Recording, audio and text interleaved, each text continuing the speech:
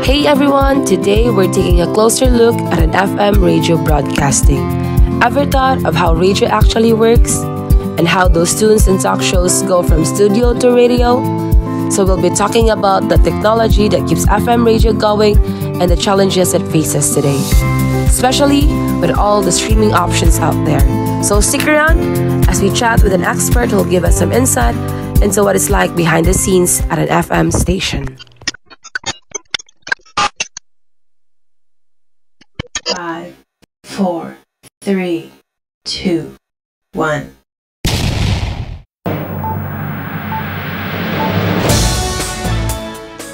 Mikey, it's nice to meet you. So, magkara ka daw. So, my question is, what innovations do you see as crucial for the future of FM radio? So basically, iba magita what an FM does, no? Music, mo maginang kanya to. So before, when I started in 2011, FM radio is used for entertainment alone. So kasagaran sa una radio na po yun, transistor radio, katong mga cellphone na radio. But now, the transition, dili siya new to us. Tabo na rin siya siguro mga more than 6 years ago. Ang FM radio is now doing digital.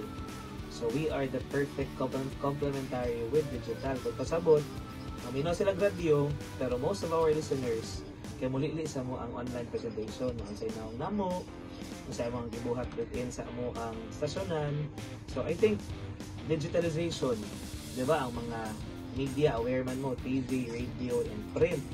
So siguro ang pinaka-affected was print. Kaya like before nga wala pa kay digital, magpaabot kita nga ma-print ang newspaper ini kada following day, so mabasa ka. Pero karon ang balita ni-post man dayon online. So medyo, if you're familiar with CBN, di ba ang CBN kaya wala naman sila papel. Ang nag-print ron is the Freeman and sa Star. And then ang TV sad, affected sa siya kay with digitalization because example, na yung mga dagkong balita, later pa man ang ilang newscast. Unlike radio nga, pwede man mo insert anytime if ganahan mo nga mag-break, kaya na kong balita, na kong sunog, etc. At the same time, sad, ang TV, naara ko YouTube, digital Japon. So, sa MUA, ang pangutanan mo is unsay crucial nga kana bang role sa technology. So, ang kana yung number 1 is wala na biya kayo naghimo ron og radio. So, kami po ni-adapt po may sa mga changes. For example, na may Facebook, na may YouTube, na may TikTok, and naapod may mga kanang platforms na makapaminaw mo sa among streaming audio. So, digitalization din. Okay, kung sa una, pwede ra manggug ka nga, kana bang radio ba na karon kay di naman mabuhi ang tao nga walay online, nga walay cellphone. So, tanan kinara sa usa ka cellphone. The question is, how do you integrate digital tools to reach a wider audience? I think this was mentioned in the previous answer sa first question. Namong gihimo ron kay use every available resource to widen our reach mo ng FM sa una is pure audio, pero karon Facebook nalay limit, for example mga copyright issue, di mo makaplay mga songs, so naay among pilion mag-unsay programs na pwede ra man online. So ang among buhaton sa example mga behind the scenes para makasabot ang listeners na amo na ilang gihimo behind the scenes sa radio, pero naami mga programs so pwede silang maminaw sa on air gyud. So pag integrate ana, example, one good example kana gani mag-report ang reporter. Sa una, i-report na mo, pwede ra gyud phone, audio ra ba?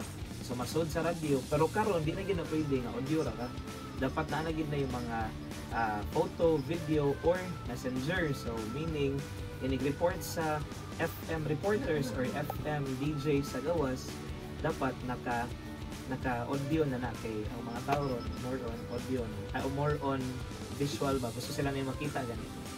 So that's one way. Facebook, YouTube, available ka sa mga ubang platforms, like dapat na kay streaming, dapat na kay TikTok account. So among gisudlan ang social media and other ways to reach audience. Kay example, og radio, ang IFM is malunggan man in Region 7, so Bohol, Cebu, some parts of Siquijor, Negros Oriental, and some parts of Southern Leyte.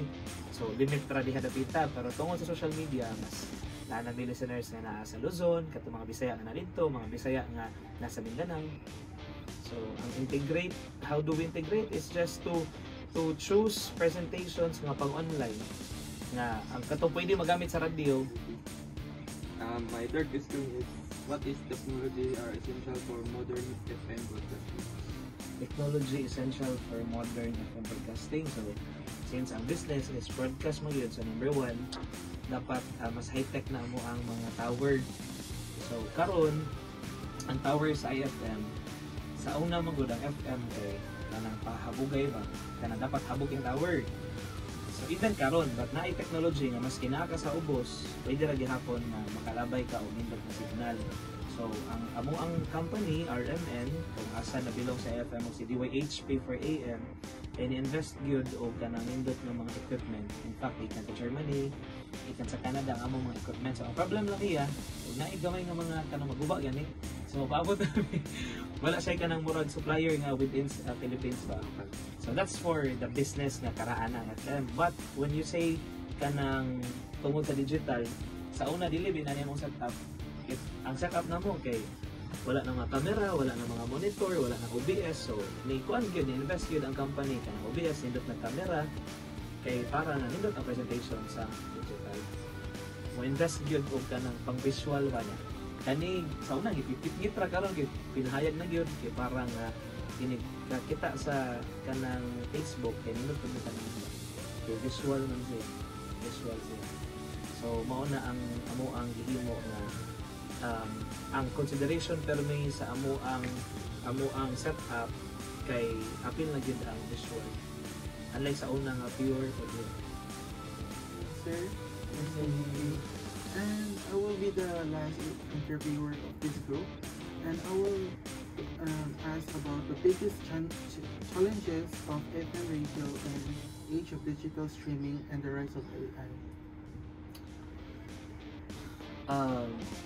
Number one, ang challenge yun sa FM kay we wanted to maintain nga naay maminaw sa FM, but we cannot again impose to our listeners na pag FM good mo because we have kana ang nai-freedom ang mga tao ba if mag-audio sila sa sakyanan or silang cellphone, pero ang pinaka asa makakubit sa tao gid is of course with kanang visual. So mao nang that's one challenge unsaon nimo nga imong encourage ang mga naminaw labi na ang mga young at katong Gen Z pareha ning imong group mates nga mga Gen Z kani nga edad nagdako ba na sila og radio, so di man na nato matudlo di nato masulti no, depende silang experience sa ilang palibot.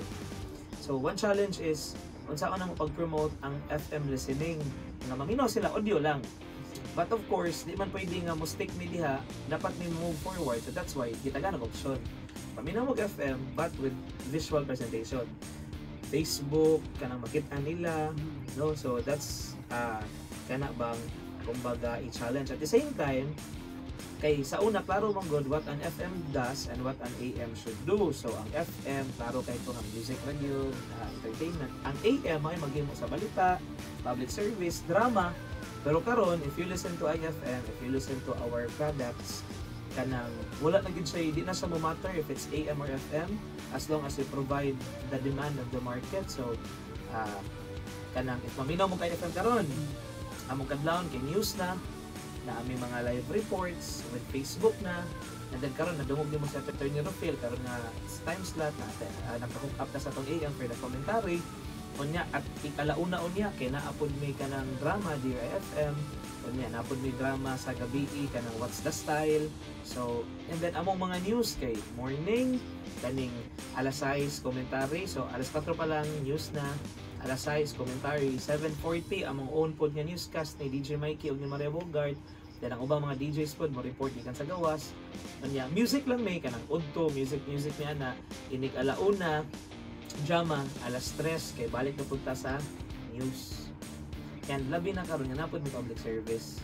So that's for the technology nga gi-relate nako sa program offering sa FM nga kumbaga as long as it's needed or demanded by the audience, so amo ihatag kay mo may demand even ang pag-adapt For AI siguro, kailangan din sa Idol Mikey, di ba? Ang sa ato ang problema na Mikey, kana ramang sa news, no? Kaya sometimes, example, kana ganing uso kaayo nga recent lang katong na ay usa ka PIO sa usa ka LGU dito sa Cagayan province kung diin kay naay usa ka photo nga during bagyong Christine nga or usa tong after sa Christine Making Christine Leon Marce kana katong mga bagyo kay kana ganing nipasabot ang katong PIO nga sayop ni nga dili AI generated ni dili ni mao ang actual nga nahitabo dito. So naay mga photos nana siguro sa AI nga part sa amoa as FM nga nag-news na is we educate the listeners nga kanang ari mo paminaw sa mga legitimate nga mga social nga mga news source, example radio kay radio man mi nga nisod sa digital kaya uban man gud nga katong wala gani background sa ethics sa kanang sa pagbalita sa journalism sa magpataka na sa nagbalita. In fact na gani kagahapon niya sa Idol Mikey and share lang ako sa mga mutanaw aning video na ang KBP, ang Kapisanan ng mga Broadcaster ng Pilipinas, mao na siya ang association sa tanang taga-TV, taga-radio, kanang mo broadcast, no? Kay nagplano na sila nga i-appeal sa KBP's organization ang mga vloggers Mikey.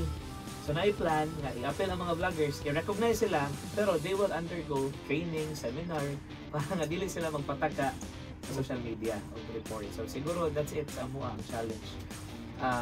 Number 1, again, as a recap, how to maintain nga maminaw gapog FM ang mga tao.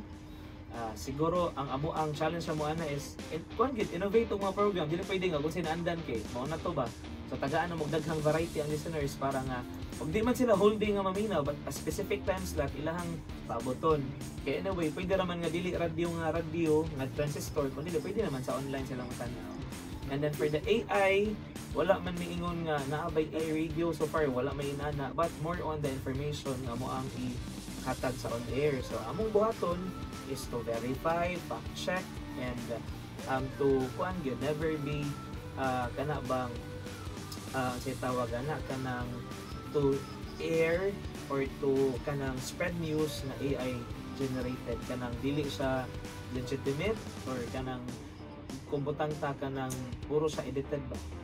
So natuwa is kung say insakto o kung sa mo nang naami own nga news reporters no adto sa field kay matuyok sa mga police na ay mga news reporters na diri ang beat lain kay para nga nakuha gid namo ang balita gikan sa source dili siya ingon nga may kuha ra sa online.